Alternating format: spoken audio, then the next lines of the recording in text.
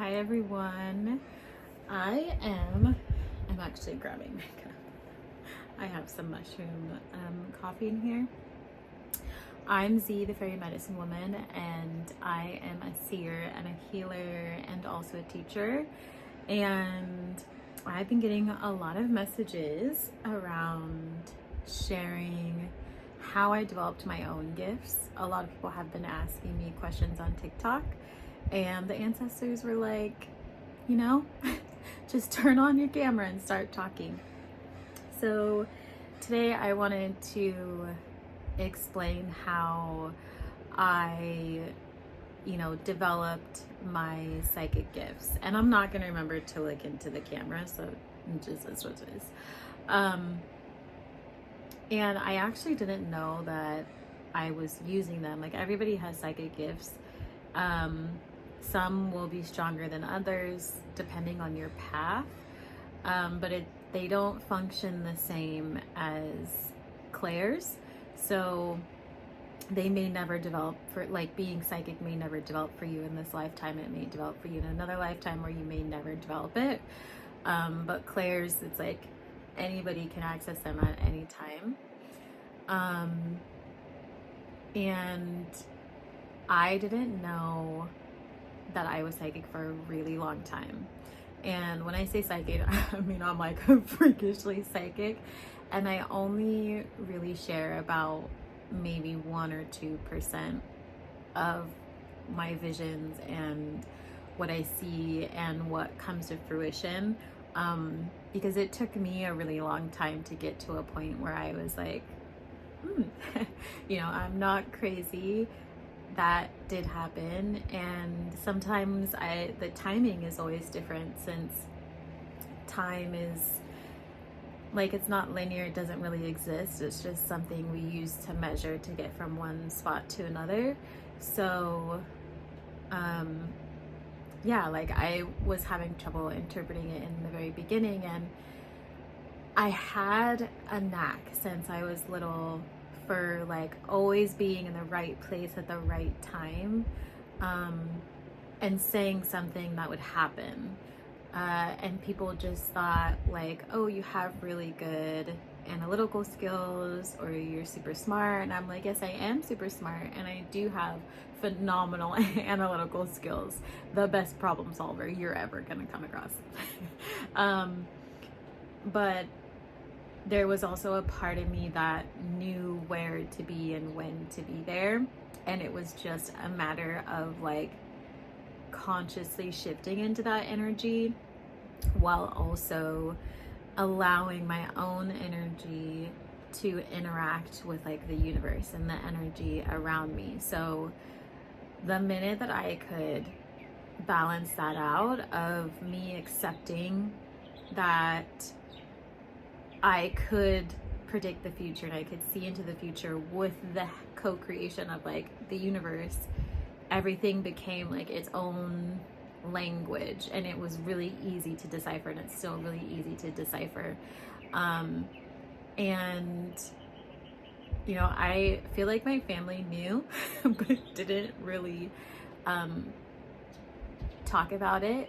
I was always one to talk about everything. That's why I have a podcast called I'm Gonna Talk About It. And I could see ghosts when I was little. I had a lot of gifts, and they always kind of called me lucky, again, being in the right place at the right time, or like having another sense for getting the right answer or like choosing the right things. And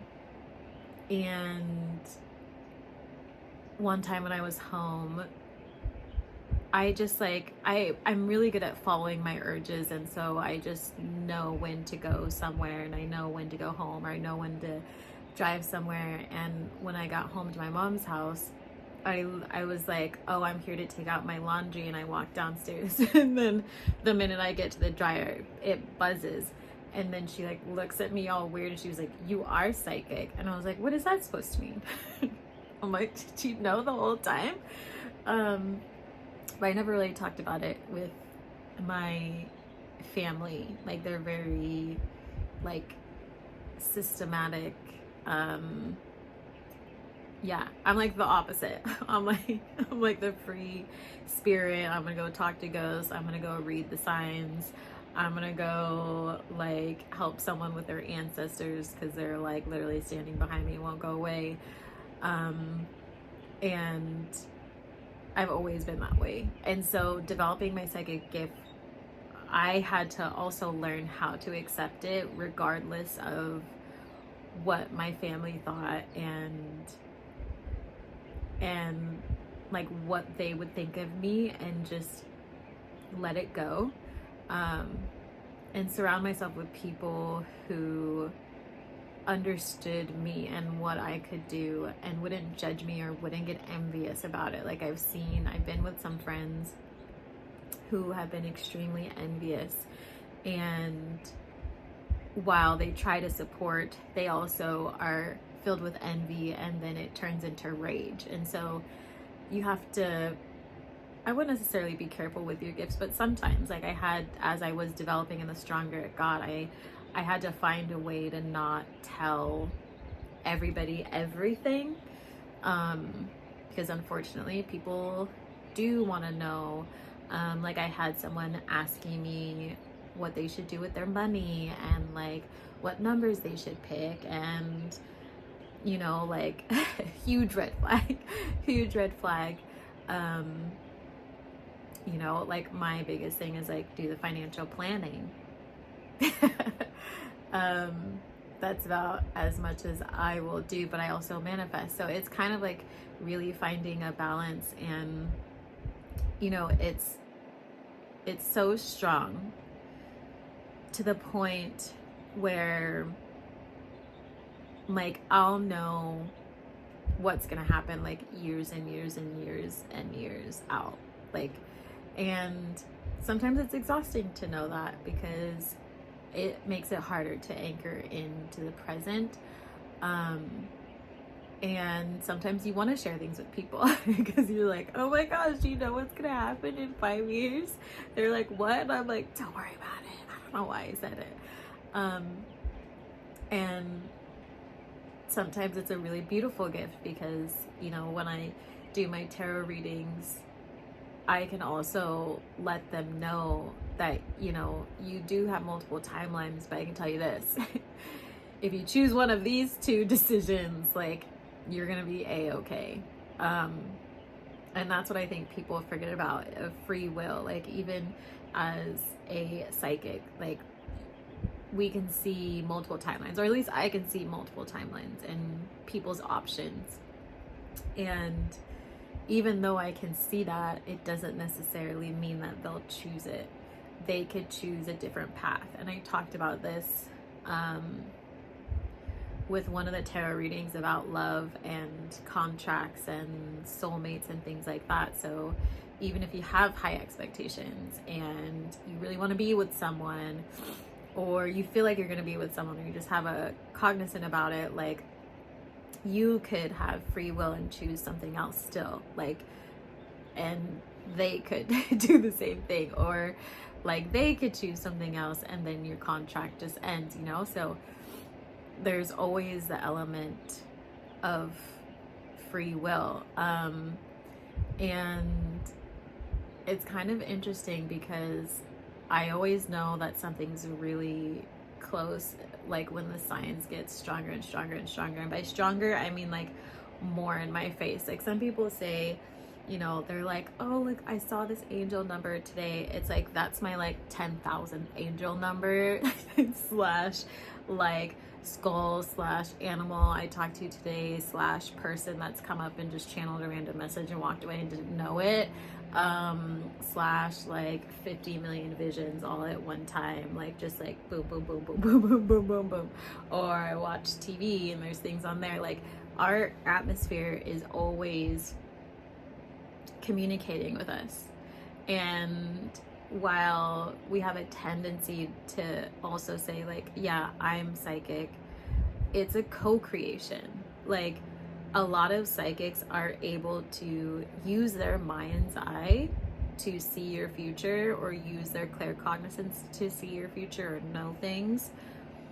But there's also people like me who do all three, where it's like I can see my mind's eye and I know what's gonna happen. I can feel what's gonna happen, clairsentient, and then I can also get messages from the universe that tells me when and what's gonna happen.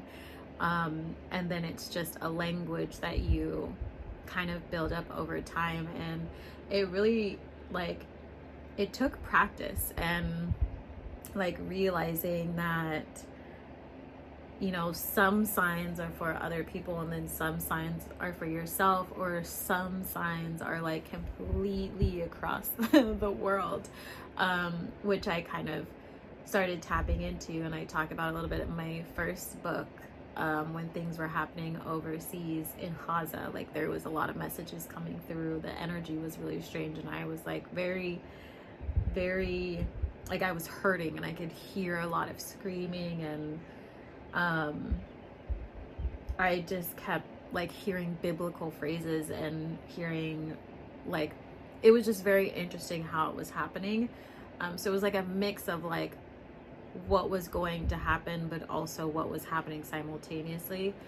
But I had also, you know, the week before it kind of hit all of news, I was doing like very biblical things. So like it, like, being psychic can come to you in many, many different ways. Like, I think people think it's just like, you know, I'm gonna watch TV, or like it's like just something that flashes across your face. Like, that's not how it works. Like, it's just like channeling. Like, it's a energetic communication that's constantly going.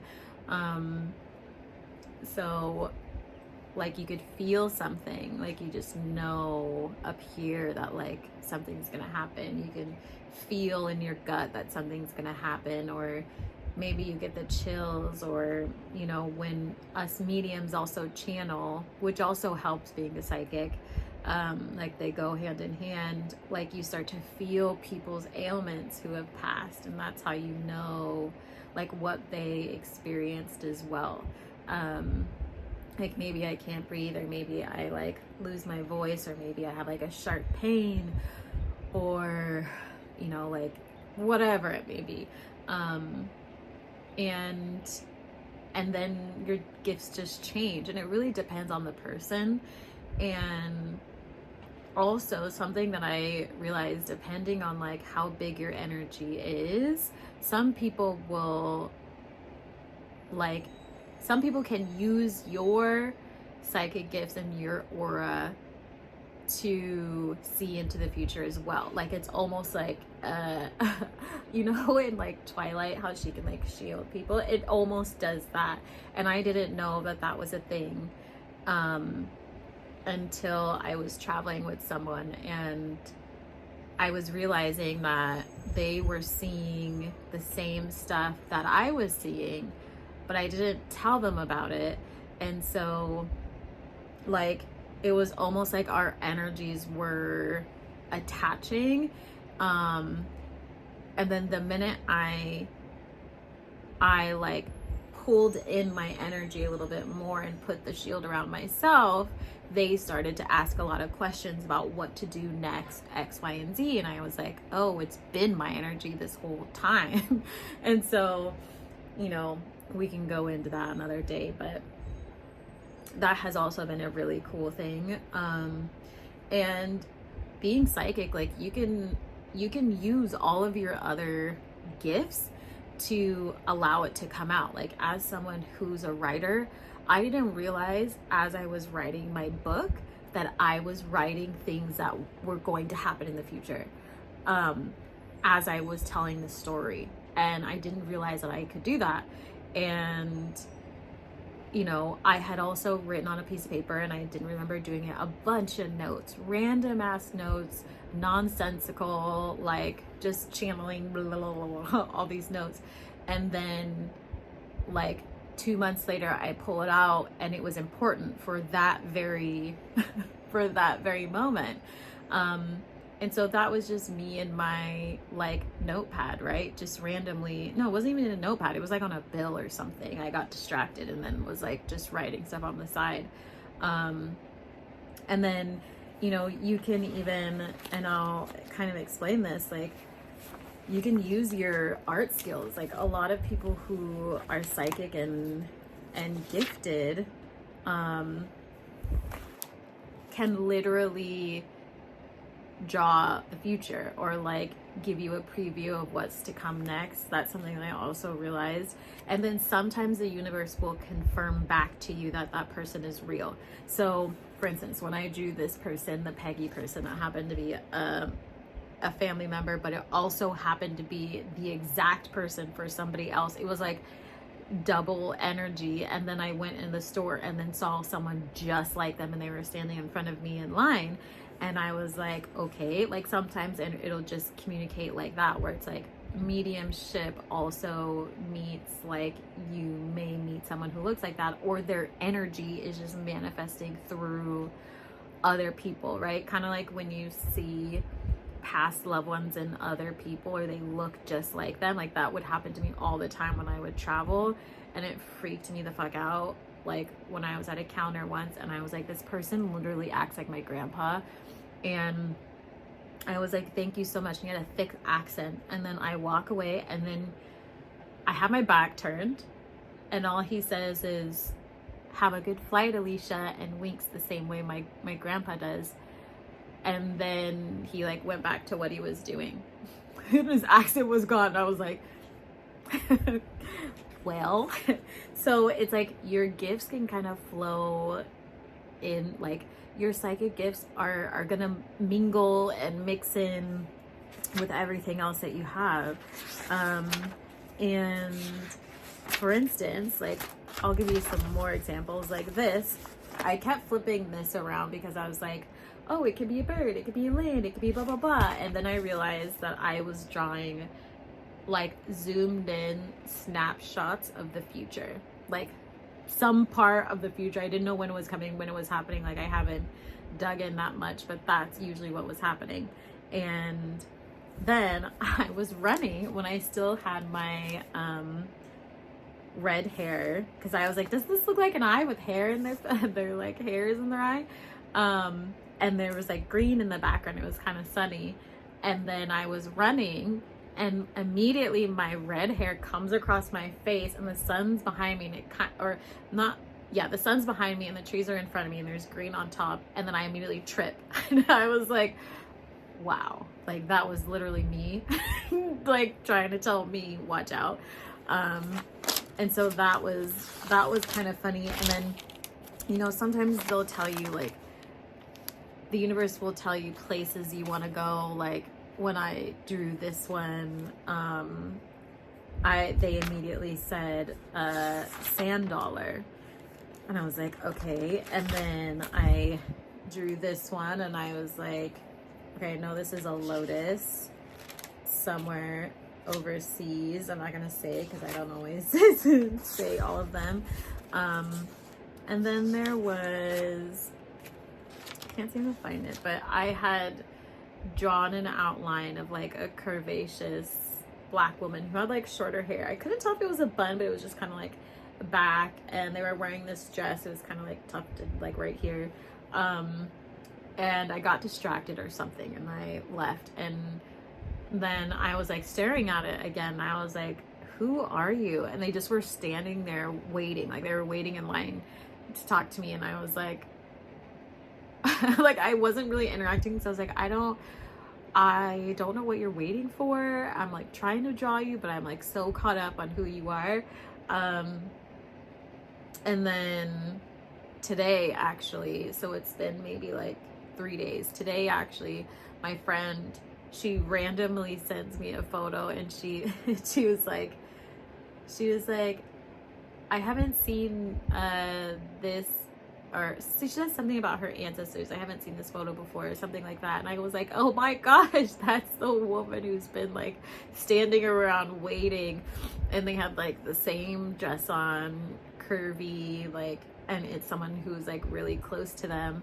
And then I started talking, and you know, I told them, I was like, you need to get some dried flowers and tea, and I'm like, they're waiting to talk to you about something, and it's not like you have to do something. It's like they want it, something around them being proud of you, but like they want to spend time with you. But there's like a big emphasis on roses, so maybe like make some tea and like light a candle and talk to them, like they haven't talked to you in a while, and they were like, I was just thinking about talking to them. And you know, she was like, they loved roses, they had a lot of roses, and they had dishes with roses, and she's gonna like do a tea party with them.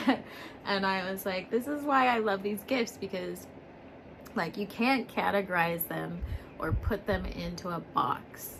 Like you really can't, because when you look at it as a whole, they're all one. Like they all work together. Like my mediumship mixed in with my claircognizant, mixed in with my clairsentient, mixed in with, you know, my clairvoyant, all of it worked together to like get me to that one place of delivering this message and them being able to receive the healing from their ancestors. And so it's like, even if we say psychic gifts, it's like there's so many things mixed in. It's like a big old chocolate chip cookie with, I don't know, macadamia nuts. Yum. But yeah, and then there's like the whole aspect of dreams. Like dreams is like a whole different space, like a completely different space. And having prophetic dreams, I've had a lot of clients that have had that. I've had that. I don't always share my prophetic dreams because I get so much energy in my dreams. Like I get a lot of visitors in my dreams. I get a lot of my own past life in my dreams.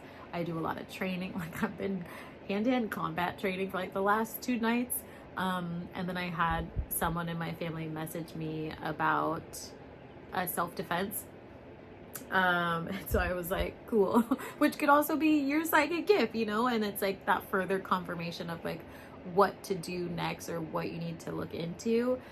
And some people's dreams can be very clear, very like, this happened and I've had this dream like 3 times, or I saw this happen and it felt so real. And with time, they get more and more confirmation of the event happening. That's how they know. But then there's still that little like, was it a dream or was it like an actual vision?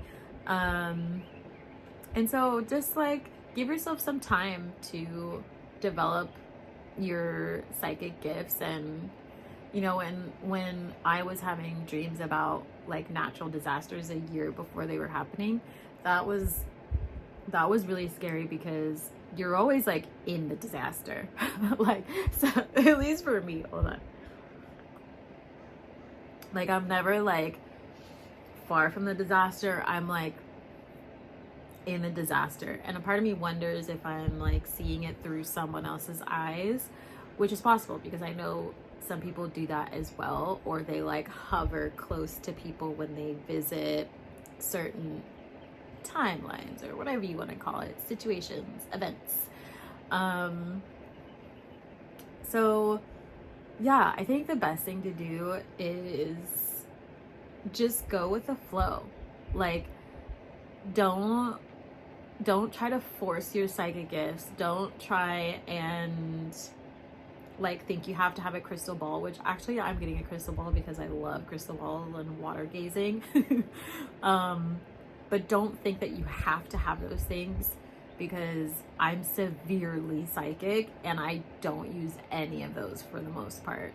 Like it just is what it is. Like you don't need them. They can enhance your practice and draw out very specific skills. And a lot of these sacred tools are very shamanic. So it depends on what you want to do. Like I do consider myself a shaman as well. So when I start to travel again really soon, like I will be going to, you know, keep a lookout for my tools coming back again, because this time last year I had a bunch of tools come and I always get them while I'm traveling. So just allow your gifts to evolve naturally, and to not try and force them into a certain aspect of like how they're supposed to unfold, what they're supposed to look like.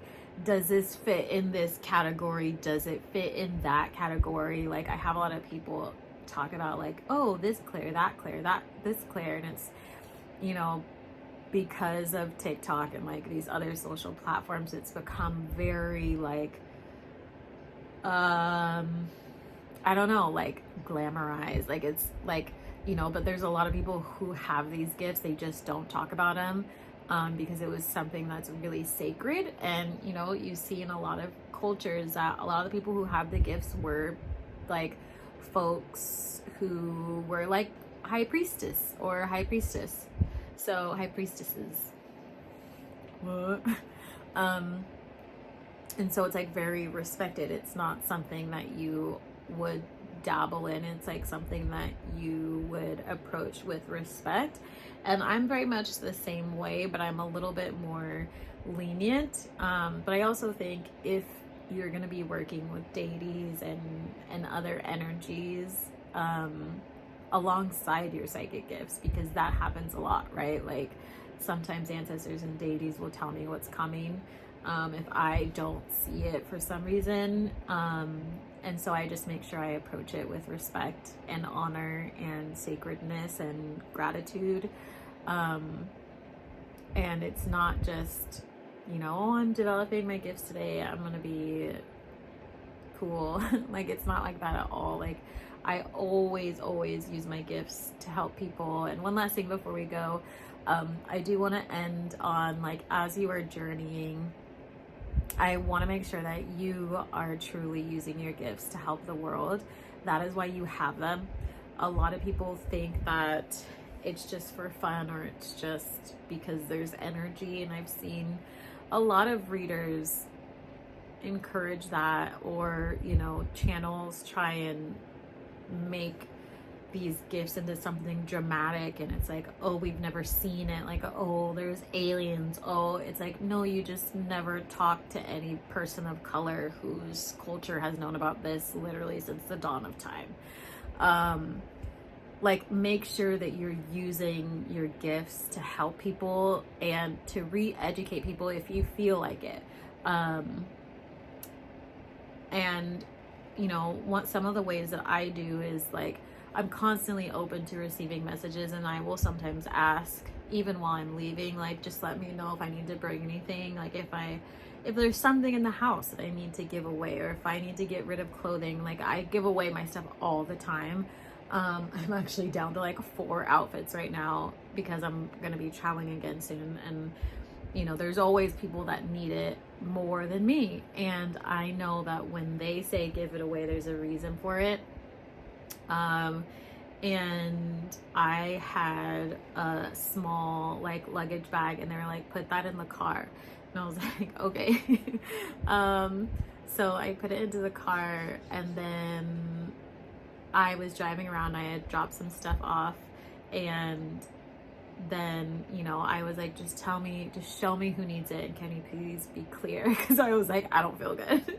And then all of a sudden I like parked somewhere to like go into a bank, and they were like, on your way out, just pay attention. And so I was like, okay. So I went to the car, was on my way out, started it, and all of a sudden I see this person, and they didn't have a home or anything. They were carrying all this stuff way too heavy. They were like struggling. And so I like went around the street and parked at the end, and I was like, hey, do you want my luggage to carry all that stuff so you don't have to like hurt yourself carrying it? And it has wheels, so you can just pull it. And they were so happy and grateful. They're like, yes, thank you so much. And I gave it to them. And I just gave gratitude to the universe and the ancestors for helping out, because like, we forget how easy it is to forget about other people when it comes to our gifts. And even when we go outside, like, people are always talking about, I'm gonna shield my energy, I'm gonna do all these things. I'm like, yeah, do those things, but also keep your energy a little bit open and be of service. because you're meant to be of service. You're not just here to manifest money for yourself. Like, you're here to help in whatever capacity that looks like. And you know, if you're gonna go around calling yourself a light worker or an earth angel or a healer and you're not helping, then you're not doing your job here. So that was a long-winded answer for developing my psychic gifts, but I'm going to be doing more of these talks, and you can just let me know below like what resonates with you, what questions you have, and then I'm gonna break down the clairs as well. And I'm gonna be opening up a Patreon, so we can do some like online type classes as well to help you, some meditation, since many of you know I am a meditation leader and a yoga instructor, Reiki healer extraordinaire, and a shaman. So tapping into this energy within you is very important to me in this world, and it's something that was lost that I want to make sure that people can reclaim. So, oh, there's sirens. Confirmation, everybody be there. But yeah, that's it. I'm sending you lots of love. Be sure to check out the description below. If you liked this video, please do like it, subscribe, comment so folks can find it, share it with your friends if they're interested in their own gifts, and just be of service, everybody. I'm sending you lots of love, and I will talk to you soon.